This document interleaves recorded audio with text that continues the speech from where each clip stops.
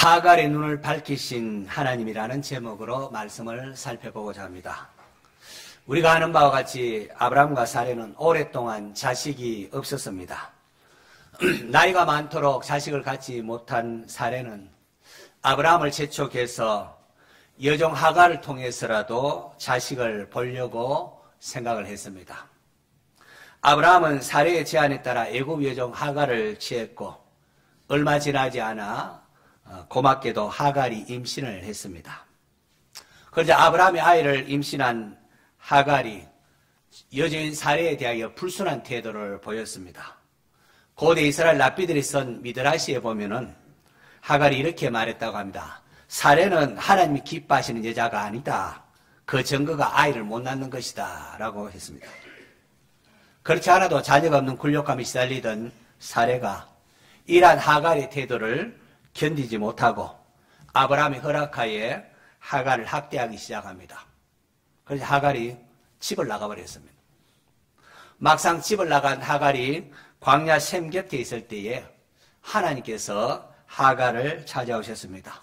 그리고 하갈에게 내 여주인 사레에게 돌아가서 순종하라. 그렇게 하면은 내가 아들을 낳을 것인데 그 아이가 큰 민족을 이루게 될 것이라는 축복의 말씀을 하셨습니다. 이렇게 해서 하갈이 집으로 돌아와서 출산함으로 아들을 낳았습니다. 자식이 없어 외롭고 쓸쓸했던 아브라함 부부에게 드디어 아들이 생겼습니다.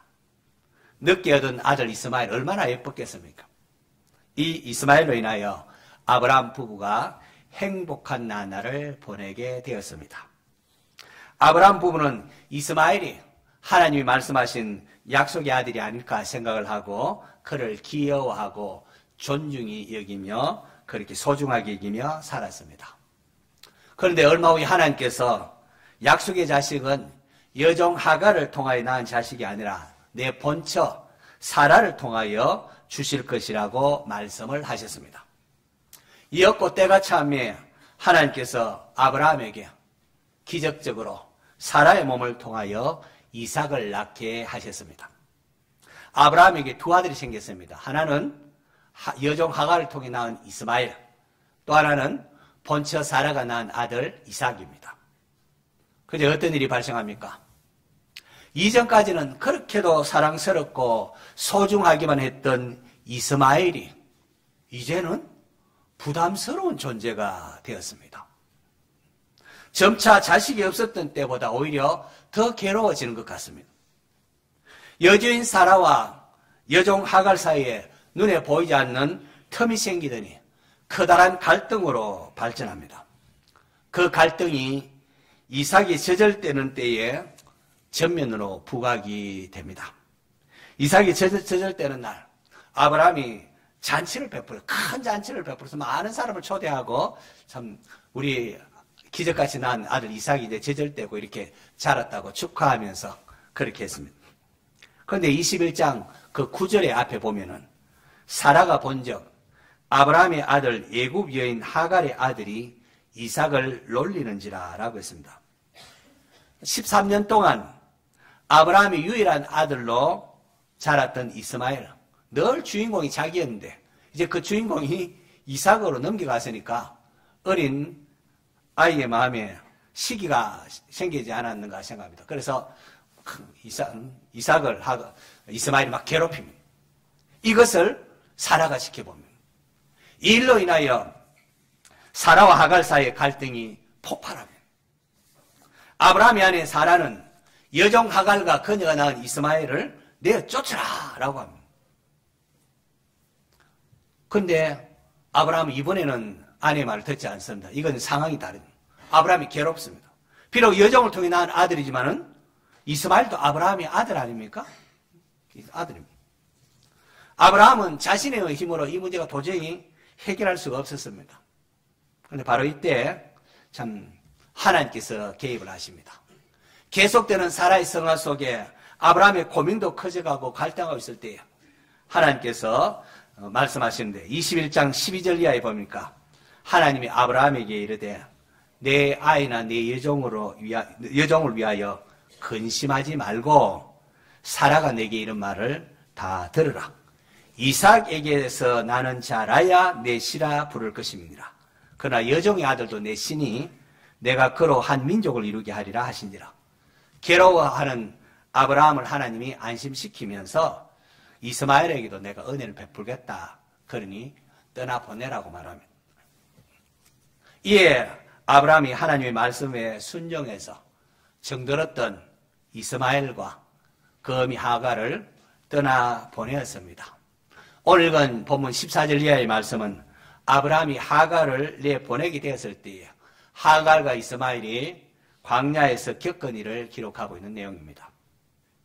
아브라함은 일찍 일어나서 아브라함의 순종의 모습이 보이죠. 일찍 일어나서 하갈에게 떡과 물 가죽 부대를 이렇게 하갈에게 메어주고는 떠나게 합니다. 이런 떡과 물은 광야 생활에 있어서 없어서는 안 될 필수적인 겁니다. 하갈 입장에서 보면 어떨까요? 이 떡하고 한 통 가죽 부대의 물은 그래도 마지막 주인이기도 하고 남편이기도 한 아브라함에게서 받은 것이기에 나름 특별하게 여기지지 않았겠습니까? 하갈과 이스마엘은 몇 덩이의 떡과 한 통의 가죽 부대를 가지고 그렇게 이제 광야길을 나가게 됩니다. 이게 그들의 생명을 위한 전부였습니다. 정처 없이 길을 떠나는데 하갈은 광야길을 가면서 이 물과 떡이 떨어지면 어떡하나 걱정스러운 마음으로 광야길을 걸었을 것입니다. 아직 어린 아들 광야길을 가는 게 쉬운 일이 아니었을 겁니다. 더군다나 물이 점점 줄어들어가는 상황 속에 물이 없으면 광야길은 불가능합니다. 하갈은 뜨거운 광야길에 가면서 아이에게 줄 물을 조금씩 마시면서 줄어드는 것을 보면서 불안했을 겁니다. 마침내 가죽 부대에 물이 떨어졌습니다. 하갈이 당황을 합니다. 태양이 장렬할 듯 엄마와 어린 소년의 머리에 내리쬐입니다. 아이의 몸이 이제 막 불덩어리처럼 되고 목말라 오는 아이를 감싸 안고 하갈이 막 통곡을 하였을 겁니다. 어린아이가 탈진하여 쓰러져 울부짖는 것 누가 지켜볼 부모가 어디 있겠습니까? 하갈은 절망적인 통곡을 하게 됩니다. 더 이상 자신과 아들의 생명을 부지해 줄 물이 떨어졌다는 겁니다. 아이가 죽는 것을 참아보지 못하겠다 하고는 하갈이 아이를 저기 관목덤불 아래에 이렇게 누워놓고 자기는 또 어느 것 떨어져 와 있습니다. 하갈은 자기 손에 자식을 먹일 물이 없기 때문에 절망을 했습니다. 이런 모든 인생은 너나 할 것이 없습니다. 자신이 할 수 없으면 절망하고 좌절하게 되는 법입니다. 하갈은 가죽 부대의 물을 전부인 줄 알았고 그것이 떨어지면 죽는 줄로만 알았습니다. 그녀의 눈에는 오직 가죽 부대의 물에만 집중되어 있습니다. 또 떨어지면 어떡하나, 또 좀 줄었네, 또 줄었네. 그것에만 의지하여 광야길을 걸어갔습니다. 걸어가다가 물이 떨어졌습니다. 그러니까 이제는 자신의 삶도 끝났다고 생각을 합니다. 목말라 몸부림치며 죽어가는 아들 이스마엘을 나무 밑에 두고는 차마 자식이 죽는 것을 볼 수 없다고 하면서 약간 떨어진 곳에서 목 놓아 울부짖고 있는 하갈입니다. 아이도 울고 엄마 하갈도 울고 아마 성경 읽어보는 독자도 아마 눈물이 시큼하지 않습니까? 쫓겨나간 하갈에게 있어서 이 이스마엘은 자기의 생명보다 귀한 존재고 하갈의 전부를 할 수 있습니다. 하갈에 있어서 이스마엘은 살아갈 이유입니다. 자신이 의지하고 즐거움을 삼을 것이라고는 이 아들 외에는 없었습니다. 그런데 이 아들이 몸이 탈진하여 목말라 죽어가고 있습니다. 이 안타까운 상황에 참 모자가 채 있는 것을 우리가 봅니다. 그런데 그때 하나님이 이 아이의 울음소리를 들으시고 사자를 보내어서 하늘로부터 하갈을 불러 말씀하십니다. 하갈아, 무슨 일이냐? 두려워하지 말라. 하나님이 저기 있는 아이의 소리를 들으셨나니 일어나 아이를 일으켜 내 손으로 붙들라. 그가 큰 민족을 이루게 하리라. 할렐루야. 그리고 하나님께서 하갈의 눈을 밝히셨습니다. 19절에 보면은 하나님이 하갈의 눈을 밝히셨으므로 샘물을 보고 이렇게 됩니다. 밝히셨다. 원어상으로는 영어로 to open, 열었다는 겁니다. 하나님께서 감겨져 있는 하갈의 눈을 여셨다는 겁니다. 그동안 하갈의 눈은 감겨져 있었다는 겁니다. 남편이 메어준 이 가죽부대의 물, 이 가죽부대가 전부인 줄로만 생각하고 이것만 의지했을 때에 그녀의 눈은 감겨져 있었던 겁니다. 하갈이 물이 떨어졌다고 울부짖던 부르짖은 광야가 브엘세바입니다. 브엘세바 들에서 그녀가 방황을 했습니다. 이 브엘세바의 지역의 뜻에 대하여 학자들 간에 논란이 있지만 두 개로 이렇게 압축이 됩니다.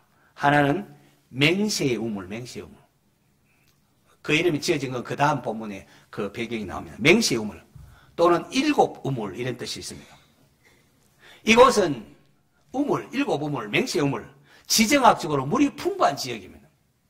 그래서 이 지역을 횡단하던 대상들은 대부분 브엘세바에 와서는 머물다가 갑니다. 그것이 오아시스이기 때문에 물이 있기 때문에 그렇습니다. 하지만 이 가죽부대의 물만 의지하고 있던 하갈의 눈에는 그 지역에 있는 우물이 눈에 보이지 않았습니다. 하나님께서 하갈의 눈을 뜨게 하자 비로소 우물이 보였습니다.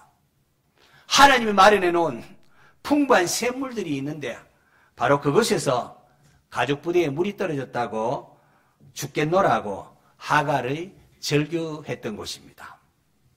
여러분, 우리 자신들의 모습을 볼 수 있어야 됩니다. 생명의 근원이신 하나님을 모시고 살아가면서도 이 땅의 것으로 인하여 죽겠다고 절규하는 우리의 모습 말입니다. 어떤 면에서는 나에게 생명이라 생각했던 하갈의 가죽부대가 어쩌면 오히려 저주의 가죽부대 역할을 합니다. 그 가죽부대로 인하여 옆에 있던 많은 샘물을 보지 못하게 했기 때문에 그렇습니다. 자기에게 생명이 있던 가죽부대가 오히려 맑고 시원한 샘물을 보지 못하도록 방해를 했다는 겁니다. 오늘 우리도 하갈 같은 실수를 많이들 합니다. 우리가 가진 것 조금 때문에 무한하신 하나님의 능력을 의지하지 못하는 일이 허다합니다. 우리는 손에 조금 무엇을 가지게 되면은 이것을 의지하고 이것으로 인하여 있다고 교만합니다. 그리고는 그것이 떨어지거나 사라지면은 절망을 하고 이제 죽었다고 합니다. 마치 브엘세바에 물이 떨어져 몸부림치며 절규했던 하갈처럼 말입니다. 인생은 자기가 가진 것이 다 없어질 때까지는 좀처럼 하나님을 찾지 않는 이런 죄성들이 있습니다. 이런 어리석음이 있습니다. 이 시간 우리 자신들이 브엘세바에 물이 떨어져 울고 있는 하갈은 아닌지 살펴보시기 바랍니다. 우리가 가진 내 손에 있는 이 조그만 자원에만 몰두한다면은 무한하신 하나님의 힘을 공급받는 것을 잊어버릴 수 있습니다. 기도도 하지 않습니다. 아쉬울 게 없다는 거죠. 이럴 때는 우리의 지혜, 우리의 재물, 우리의 재능이 오히려 저주스러운 것이 될 수 있습니다. 내가 가진 조그만 자원이 전부인 줄 알고 그것을 의지하면 우리의 눈이 감겨져서 하나님의 도움의 손길을 바라볼 수 없게 됩니다. 어깨에 매여져 있는 가죽부대의 물이 전부인 줄 알면은 우리는 시원한 샘물 곁에서 방황하게 되는 겁니다. 가죽부대는 오히려 참된 삶의 권한을 보지 못하게 하는 것이 될 수도 있다는 겁니다. 여러분, 가죽부대에 물이 떨어졌다고 죽는 게 아닙니다. 우리의 눈을 열어서 하나님을 바라보면은 우리 앞에 생각지도 못했던 새로운 삶의 길이 열리게 되는 겁니다. 시편 121편에 시인이 이렇게 노래합니다. 내가 산을 향하여 눈을 들리라. 나의 도움이 어디서 올까? 그리고는 신속히 대답하기를 나의 도움은 천지를 지으신 여호와에게서로다. 우리의 도움은 천지를 지으신 여호와에게 있습니다. 우리의 눈이 하갈의 가죽부대에 고정되어 있으면 얼마 못 가서 절망하고 말 때가 올 것입니다. 하지만 우리의 눈을 들어서 천지를 지으신 여호와께로 향할 때에 우리는 어떠한 상황 속에 있다든지 희망을 가지게 되고 기뻐하게 됩니다. 우리에게 도움을 주시는 분은 천지를 지으신 여호와이십니다. 내가 가진 조그만 것에 얽매여 있지 말고 눈을 높이 드시기를 바랍니다. 천지를 창조하신 여호와께서 우리를 돕는 자라는 사실을 믿으시기 바랍니다. 천지를 지으신 여호와께서 우리와 함께한다는 사실을 믿는 자에게는 어떤 상황 속에 있더라도 용기와 희망을 가질 수 있습니다. 예수님의 또 다른 이름이 무엇입니까? 아들을 낳을 것이니 그의 이름은 임마누엘이라 하리라. 예수님의 또 다른 이름을 임마누엘이라 합니다. 임마누엘의 뜻이 하나님이 우리와 함께 하시다는 겁니다. 성천하시기 전 예수님께서 제자들에게 사명을 맡기시고는 하신 말씀이 볼지어다 내가 세상 끝날까지 너희와 항상 함께 있으리라고 약속하셨습니다. 예수님께서 우리 죄를 대신하여 십자가에 피 흘려 죽으셨습니다. 이로 말미암아 우리가 죄 용서함을 받고 하나님의 영인, 주님의 영인 성령님이 우리의 심령에 또 우리 모임 가운데에 임하게 되었습니다. 이 시간 눈을 떠서 우리와 함께 하시는 임마누엘의 하나님을 볼 수 있기를 축원합니다. 하나님은 우리의 감겨져 있는 눈을 열어주시는 분이십니다. 우리 함께 복음송 열려라 에바다 같이 부르도록 하겠습니다. 박수님 하세요.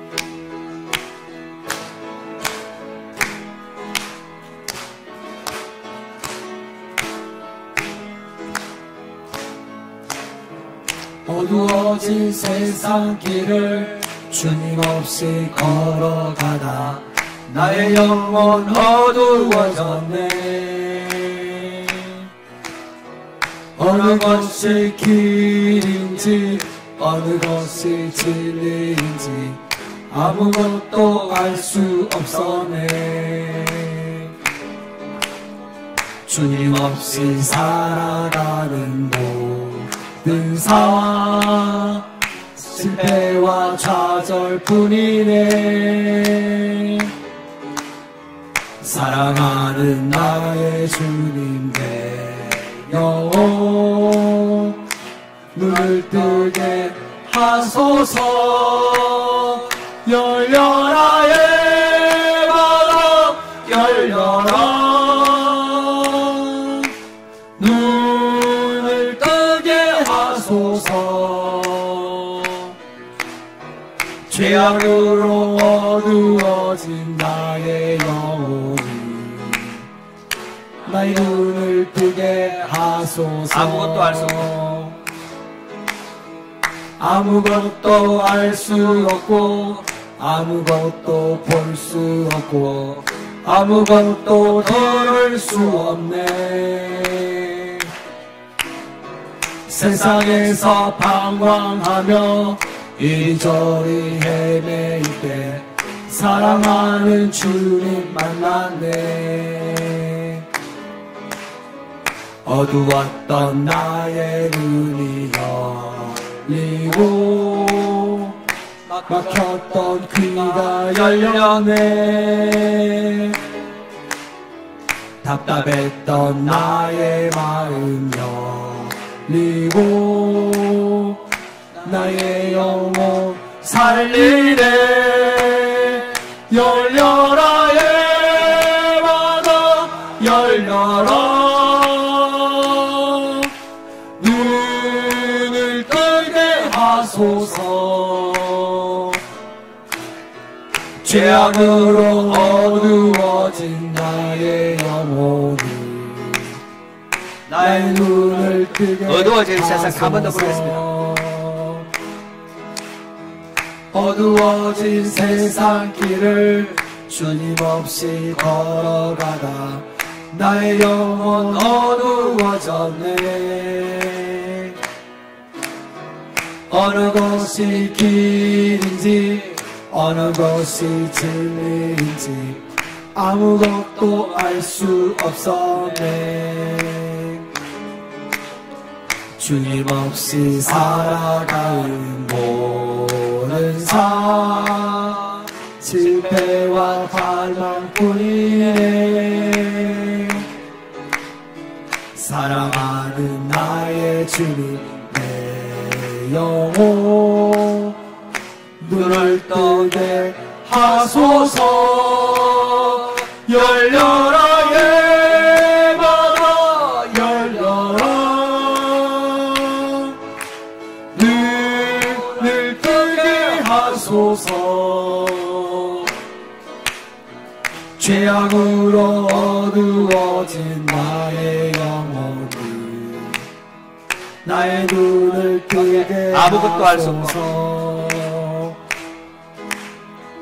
아무것도 할 수 없고 아무것도 볼 수 없고 아무것도 들을 수 없네. 세상에서 방황하며 이리저리 헤매일 때 사랑하는 주님 만나네. 어두웠던 나의 눈이 열리고 막혔던 귀가 열렸네.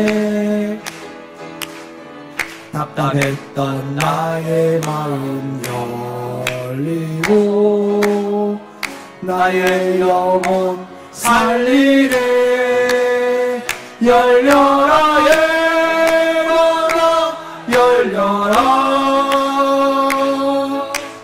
눈을 뜨게 하소서.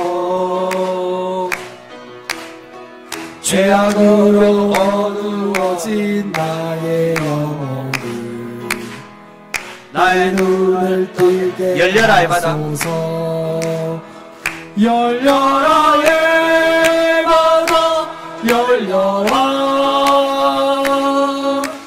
눈을 뜨게 하소서. 죄악으로 어두워진 나의 영혼을 나의 눈을 뜨게 열려라. 하소서. 열려라 예마다 열려라. 눈을 뜨게 하소서. 죄악으로 어두워진 나의 영혼을 나의 눈을 한 번만 더 합시다. 열려라 뜨게 예마다. 하소서. 눈을 뜨셔야 됩니다. 열려라 예마다 열려라. 눈을 뜨게 하소서. 죄악으로 어두워진 나의 영혼을 나의 눈을 뜨게 하소서. 아멘. 사랑하는 성도 여러분, 우리는 하갈처럼 광야와 같은 세상을 지나가고 있습니다. 혹이나 내가 가진 재물이 전부인 줄 알고 이것 떨어지면 어떻게 하나 불안한 삶을 살고 있지는 않습니까? 내가 가진 건강만이 나의 생명의 전부로 생각하지는 않습니까? 나의 가족, 나의 부모님이 내 삶의 전부로 여기지는 않습니까? 그러나 여러분 기억하셔야 됩니다. 하갈의 가죽 부대는 영원한 것이 될 수 없습니다. 우리도 하갈과 같이 없어질 이 가죽 부대에만 집중해 있다면 우리에게 둘러싸여 있는 축복의 7 우물이 보이지 않습니다. 7 우물이 있는 곳에서 물이 없다고, 물이 떨어졌다고 방황하게 될 것입니다. 수많은 사람들이 광야의 길을 걸어가고 있지만 모두가 자기 살기에 바빠서 도와줄 사람이 없습니다. 모두 자기 삶에만 몰두해 있을 따름입니다. 그러나 믿을 사람이 아무도 없는 것처럼 보이는 그곳에도 하나님은 함께 하십니다. 눈이 열려야 합니다. 하나님을 찾으십시오. 하갈의 눈을 여시듯이 우리의 닫힌 눈을 열어달라고 기도하십시오. 은혜가 풍성하신 하나님은 자기를 찾는 자를 외면하지 않으십니다. 나를 찾고 찾으면 나를 만나리라고 말씀하셨습니다. 하갈의 눈을 밝히신 하나님께서 이 시간 간절한 마음으로 하나님을 찾는 여러분의 눈을 뜨게 하셔서 생수의 물을 마시게 해주시기를 축원합니다.